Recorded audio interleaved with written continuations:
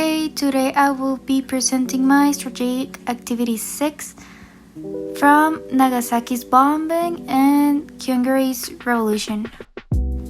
We can say that not many organizations, or at least to me it seemed like it, managed to achieve such extraordinary and impacting results with the solution they proposed, but at least they helped to bring about a small improvement in the conflicts and calm things down a bit. With Nagasaki's bombing context, in 1945 the war was almost ending, but it didn't really end it since Japan wanted to keep expanding. United States gave Japan several warnings, but Japan didn't really listen to them, and so United States attacked Japan twice with a nuclear bomb. During the atomic bombing, there were severe violations of human rights, including the right to live, right to health, and protection of civilians during war. Thousands of civilians were killed instantly, and many more suffered long-term effects from radiation, including illness and death. The bombing also destroyed homes, infrastructure, and the environment, affecting survivors for generations. The main organizations to assess were the ICRC and the JRCS. Their primary peace action during and after the atomic bombing of Nagasaki was providing emergency medical care and humanitarian relief to survivors. At first, doctors and nurses from the JRCS treated the injured despite limited resources and life knowledge about radiation sickness.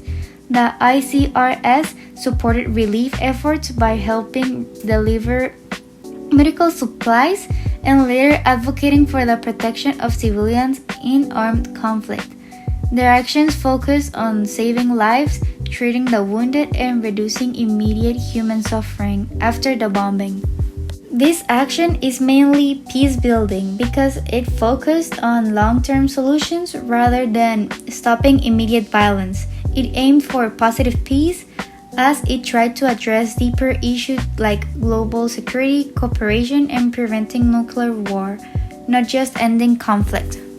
The Hungarian Revolution began in 1956 as a popular protest against Soviet control and the communist government in Hungary.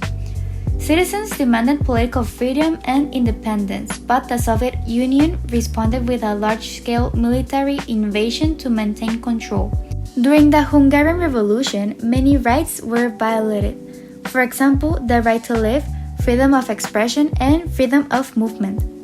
Soviet forces used military force against civilians, leading to thousands of deaths and injuries. Protesters were arrested, executed, or imprisoned, and many people were forced to flee Hungary as refugees.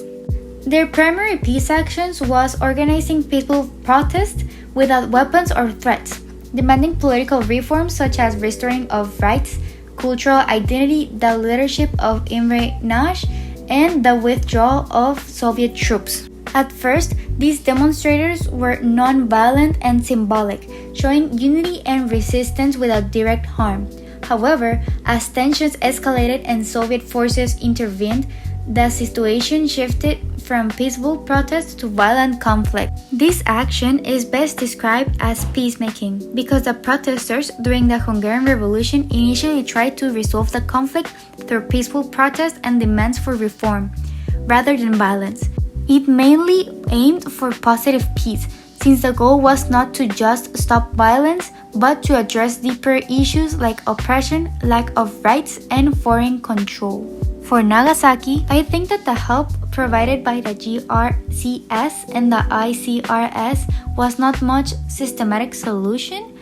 Yes, it did help with healing and treating the Japanese victims of the atomic bombing, but I think it was somewhat systematic. Not fully systematic, since they tried stopping other countries to not use another atomic bomb.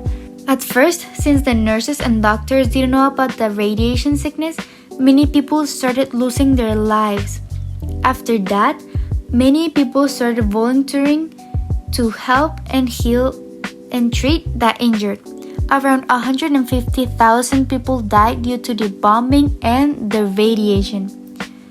It was a long-term environment thing thanks to the radiation, and well, in some way it didn't really help much at first, since so many people risked their lives to save other people's life that who were mostly likely to die. For Hungary, I think it was a systematic solution, since they have a committee created by the UN to negotiate and debate about the conflict between Soviets and the Hungarians. The UN made the Soviet troops back away from Hungary and helped with some of the refugees.